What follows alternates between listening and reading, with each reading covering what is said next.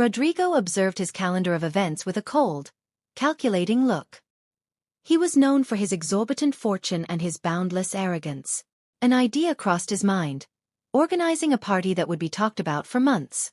He knew exactly who to call to spice up the occasion: Clara. It was no coincidence that he had chosen the poor girl, the waitress he saw every day at the cafe near his office. Clara represented everything he despised, and he had a specific plan in mind: invite her just to ridicule her in front of his friends. Clara, on the other hand, led a completely different life. His routine was a daily battle to support his sick mother and younger sister. When the unexpected invitation arrived, she was perplexed. Rodrigo had never spoken to her directly, beyond occasional disdainful glances. He was the type of person Clara avoided. But something about the invitation, perhaps the hope of a life-changing opportunity, made her consider the offer. Clara's thoughts tormented her.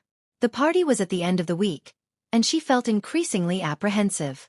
Why me? Was the question that echoed in his mind, while his friend Anna advised him to refuse. People like him never do anything without an ulterior motive, Clara. Be careful. But the promise of a chance to rub shoulders with influential people was too tempting to ignore. Rodrigo, in turn, prepared for the event with an almost perverse pleasure. He could already imagine the surprised looks on his guests' faces when Clara arrived, out of her usual surroundings, awkward and vulnerable. His friends would laugh, he would have his moment of glory, and Clara would be a joke. The plan seemed perfect, and satisfaction grew with each detail he adjusted. On the day of the party, Clara was still in doubt.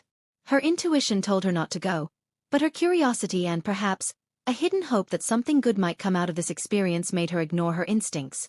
She put on her only decent dress, fixed her hair, and with her heart racing, caught the bus that would take her to Rodrigo's mansion. Along the way, Clara's mind was flooded with scenarios. Maybe Rodrigo wanted to help her in some way, or maybe he was really interested in getting to know her better. Upon arriving at the imposing mansion, Clara hesitated for a moment at the entrance. The huge doors and blinding brightness of the place were intimidating. She knew she was completely out of her element, but she decided to continue. Just one step forward, he thought, trying to remain calm. Rodrigo was waiting for her at the entrance, surrounded by a group of friends who barely hid the disdain on their faces. He greeted her with a smile that seemed kind at first glance, but there was something cruel in his eyes. Clara felt a chill run down her spine, but she took a deep breath and continued forward, aware that there was no turning back. The interior of Rodrigo's mansion was even more impressive than Clara imagined.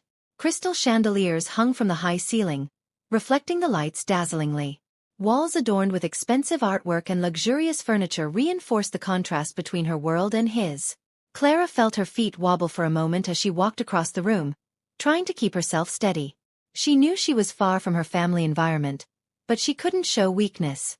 Rodrigo followed her closely, his words filled with superficial kindness. "I'm glad you could come, Clara.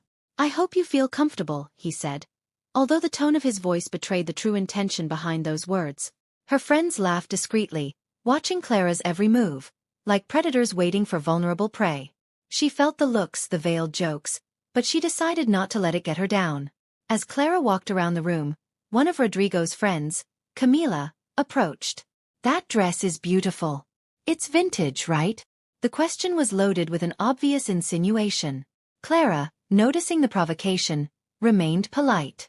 "Yes, it was my mother's," he replied with a slight smile. Camila, with a short laugh, walked away, clearly satisfied with the small humiliation. Rodrigo watched the scene from afar, with an almost imperceptible smile.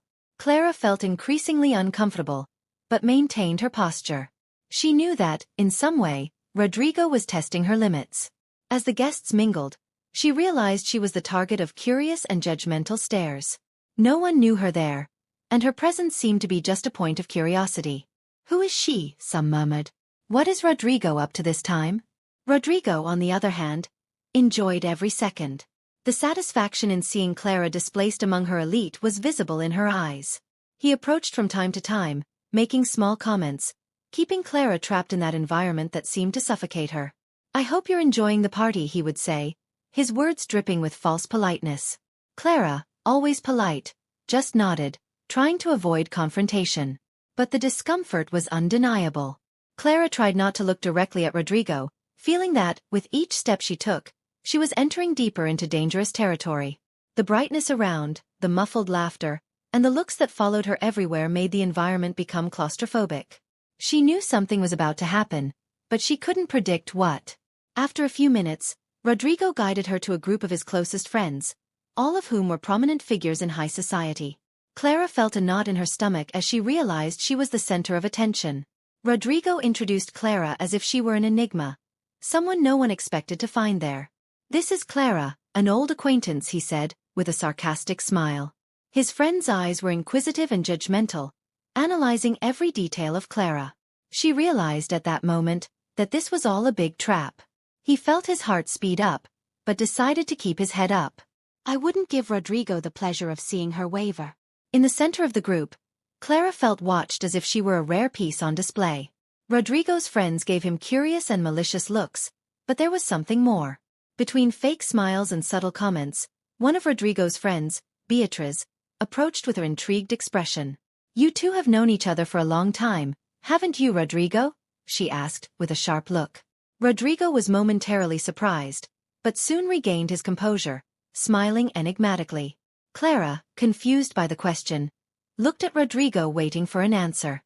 "Yes," he began slowly, "we studied together for a brief period. But I don't think Clara remembers that." Clara blinked in surprise. The memory of his time at school came to the surface hazily. She didn't really remember Rodrigo, but his tone suggested that there was something more behind that statement. The discomfort in his eyes was palpable. Beatrice smiled in a satisfied manner, as if she had unearthed something interesting. "It's curious how fate brings us together again, isn't it?" She seemed to be having fun with the situation, although Clara was still trying to put the pieces together. Rodrigo looked away for a moment, his expression hardening slightly, as if he wanted to put an end to the matter. But Clara's curiosity had been aroused. As the side conversations continued, Clara became lost in thought. She tried to remember a specific moment in her childhood that could explain the connection with Rodrigo, but nothing came up clearly. His past was a tangle of vague memories, and Rodrigo's face was not among them. However, the way he spoke indicated that this was not an insignificant detail. Later that night, as the guests laughed and drank, Clara found a moment alone to breathe. She walked away into the mansion's bright garden, feeling the need to escape the suffocating environment. The stars shone in the sky, but their brightness brought no comfort. Rodrigo, watching from afar, followed her in silence. Finding her alone, he finally broke the silence. "You don't really remember me, do you?" Rodrigo's voice was more serious, free of the arrogance he displayed in front of others. Clara looked at him inquisitively, trying to find the truth behind that question. "Honestly, no," she answered honestly. "It should." Rodrigo laughed humorlessly and crossed his arms. "I guess it wasn't important enough for you to remember," he said bitterly. Clara frowned. Something about that answer made her uneasy. She began to realize that there was more than simple contempt in Rodrigo's gestures. There was an underlying hurt, something that was hidden beneath the facade of arrogance and power. The silence between them prolonged, until Clara finally decided to press on. "Why did you invite me to this party, Rodrigo? What is the real reason?" The question hung in the air for a few moments. Rodrigo stared at her, as if he were struggling with himself to decide how far to reveal his truth. But before he could respond, a group of guests appeared, calling him back to the party. He just shook his head, as if that conversation had never occurred. "Enjoy the party, Clara," he said, with a forced smile before walking away. Clara remained there, perplexed. Rodrigo clearly knew her better than she realized, and something in their shared past was coming back to the surface. She began to wonder what the real reason behind all this was and why he seemed so uncomfortable with her, even after so long. The days after the party passed slowly for Clara, but the confusion in her mind continued to grow. The way Rodrigo had spoken to her that night, the pain in his voice and the reference to a past she could barely remember, everything made her uneasy. But despite this, she knew she needed to focus on her reality. Her sick mother, the lack of money, and the struggle to care for her sister. Clara's life was difficult, but the night at Rodrigo's mansion now seemed like an unsolved mystery that haunted her. In the midst of her thoughts, Clara couldn't help but wonder what had happened between them in the past. It was then that something unexpected happened. A letter, with no return address, arrived at his door. Inside, just a few handwritten words. "I didn't want it to be like this." Clara frowned when she read that. The handwriting was formal, almost cold, but there was no doubt. The letter was from Rodrigo. Determined to understand what was behind all that, Clara decided to confront Rodrigo. She went to the cafe where he usually appeared, an ironic place for someone so far from the real world, but one he frequented out of habit. When she saw him, sitting alone, Clara approached, her heart racing. "Rodrigo, we need to talk," she said, her voice firm. He looked up, surprised, but maintained his composure. Rodrigo invited her to sit opposite him, and for a moment, neither of them said a word. The silence between them was thick, full of unasked questions. Clara finally broke the ice. "You sent me that letter, didn't you? What do you want from me?" Rodrigo looked her straight in the eyes, and for a moment, his expression hardened.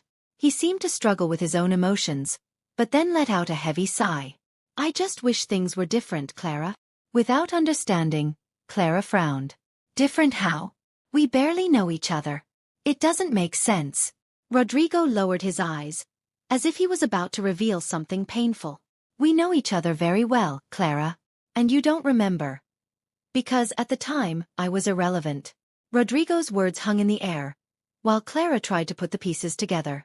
She searched her memory for some sign of recognition, something that would explain what he was trying to say, but everything remained hazy. Rodrigo, noticing her confusion, continued. "I studied with you, Clara. He was a shy boy. No one important. You were popular, people liked you. But I was always on the sidelines, invisible to everyone." Clara was shocked by the revelation. Now, small fragments of the past have begun to surface. She vaguely remembered a quiet boy at school, always isolated, but she had never imagined it was Rodrigo. "You were in my class?" she asked, still in disbelief. Rodrigo nodded slowly. "I was nothing but a spectator in your life. I saw you every day, but you never noticed me. And it mocked me in a way you would never understand."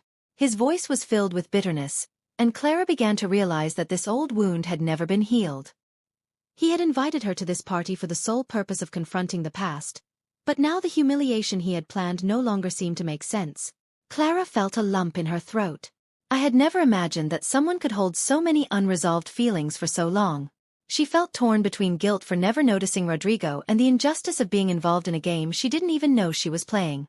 Rodrigo, however, seemed to be on the verge of an emotional breakdown, his words filled with a resentment that went beyond contempt. It was deep, deep-rooted hurt. "I'm sorry," Clara said, genuinely, not knowing what else she could say. Rodrigo, however, shook his head, as if her apology couldn't change anything. "I wanted you to see, Clara. To see what it's like to be on the opposite side. Invisible and despised." Rodrigo's words echoed in Clara's mind as she looked at him. She felt haunted by the guilt and pain he had carried for so long.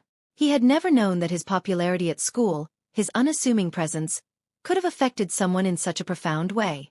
The hurt Rodrigo expressed now seemed like much more than just a desire for revenge. It was a desperate attempt to make sense of his own suffering. Rodrigo took a deep breath, as if trying to control the emotions that were bubbling to the surface. "Do you have any idea what it was like to be ignored for years? I saw you every day, smiling, talking to everyone, but to me, I was nothing more than a ghost." He shook his head, frustrated. "When I started making money, building my life, I swore I would never be invisible to anyone again. And now here we are. Finally you see me." Clara remained silent for a moment, absorbing what he was saying. It was a surreal situation. Her life had been a constant struggle, but she had never imagined that anyone from her past would carry so much bitterness towards her. She felt confused, torn between empathy for his pain and the feeling that Rodrigo was using it to justify cruel behavior. "Rodrigo, I understand that you've been through a lot, but I can't apologize for something I didn't even know I was doing," said Clara in a calm but firm voice. "I never wanted to hurt you. I didn't even know you existed at the time, and now it seems like you're blaming me for something I had no control over." Rodrigo laughed, but not in a funny way. It was a bitter laugh, full of disdain. "Of course you didn't know. For you, people like me didn't exist. But now, Clara, you are in my world. And here you can't ignore me." His words had a dark weight, as if he were trying to balance the scales of injustice he felt. Clara realized that the arrogance Rodrigo displayed was a mask to cover deep wounds. She looked at him, trying to understand what motivated him. Rodrigo didn't seem like the type of person who would act that way out of pure malice. He was clearly lost in his own pain, trying to use his power and status to erase the emotional scars of the past. But Clara knew that that would never be enough to cure him. Rodrigo, living like this, stuck in the past, will not bring you the peace you are looking for, said Clara, trying to be honest. I'm sorry about what happened, but you need to let it go. What happened at school? It was a misunderstanding. You can't keep punishing yourself and others for this. For a moment, Rodrigo seemed to hesitate. The hardness in his gaze softened, and he looked away, as if he were struggling with his own emotions. It was clear that his recent actions were a response to years of hurt, but it also seemed like he was beginning to realize that revenge wasn't going to make him feel better. Still, the anger and resentment had built up for so long that he didn't know how to let it go. It's easy for you to say that now, Rodrigo replied, his voice low. You had the life I always wanted. And without even realizing it, you were part of the reason I became who I am today. I can't just forget. Clara took a deep breath, trying to remain calm. She knew that she wouldn't be able to change Rodrigo's perception overnight, but she felt that, perhaps, he was starting to see things in a different way. I didn't have the perfect life, Rodrigo. I fight every day. And even though I didn't see your pain before, I see it now. But you need to understand that this path of revenge will not give you what you are looking for. It will only leave you more empty. The silence between them was intense. Rodrigo seemed lost in thought, and Clara felt that, for the first time, he was really considering her words. There was something in his gaze that suggested he wasn't as sure of his actions as he once was. But before either of them could say anything else, Rodrigo's phone rang. He looked at the screen, his expression hardening again. I need to attend to this, he said, standing up. But this conversation is not over yet. Clara watched as Rodrigo walked away, leaving her alone in the cafe, with the feeling that something bigger was coming. In the following days, Clara couldn't stop thinking about Rodrigo and the painful truths that had been revealed. The conversations that had begun seemed like a live wire, about to spark a spark. Although there was a growing bond between them, Clara knew that the past was a relentless adversary, always lurking, ready to heal her wounds. Rodrigo, in turn, became a shadow of his former arrogance. He came to her often, trying to find a balance between his conflicting emotions. There was something about him that had changed, a vulnerability that hadn't been there before. The connection between them intensified, but there was an undeniable element of tension hanging in the air. On a sunny afternoon, Rodrigo invited Clara for a walk on the beach. The light atmosphere and gentle waves created a contrast to the seriousness of what was about to happen. As they walked side by side, Clara felt that a storm was approaching, but she didn't know exactly where it would come from. Clara, I have to show you something, said Rodrigo, his tone full of emotion. He took her to a secluded corner of the beach, away from the noise and hustle and bustle. The sea was calm, but the words that were about to come out of his mouth seemed ready to become a whirlwind. Do you remember the letter you received? He stared at her, his deep eyes reflecting a confusion she felt too. Clara nodded, her heart beating faster. I wrote those words because I felt there was something I needed to confess. Something I can no longer hide. Rodrigo hesitated, as if the weight of his secrets were about to collapse. When we were kids, something happened. One thing that changed everything. Clara looked at him, confused and intrigued. What do you mean? At that time, I wasn't just an invisible boy. I was also someone who silently admired you. But I was also the one who let a tragic incident separate us. Clara, I'm the brother of the boy who died at school. Rodrigo's words fell like a bomb. Clara froze, her thoughts spinning. She remembered the accident that had shaken her class years ago, the grief and pain that had spread like an ink blot across everyone's lives. Rodrigo was that boy's brother. That changed everything. I blamed myself for so long. I should have protected you somehow. And because of that, I became who I am today, bitter and spiteful. And even though you weren't to blame for this, I was still putting all the responsibility on you, he confessed, the pain in his voice palpable. Clara felt a wave of compassion mixed with sadness.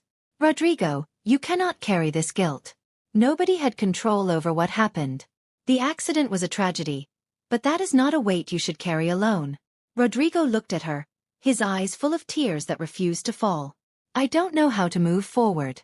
And I'm afraid that even as I try to connect with you, I might end up hurting you again. Clara stepped forward, touching his arm gently. I'm here, Rodrigo. We both carry our own baggage, but that doesn't mean we can't help each other carry the weight. We can face this together. Emotion overflowed, and the two stared at each other intensely. The connection that was forming between them seemed to have the power to heal old wounds. But before they could hug, a distant scream interrupted them. They turned around, and in a flash, Clara saw a group of children in the water, some starting to drown. Panic took over.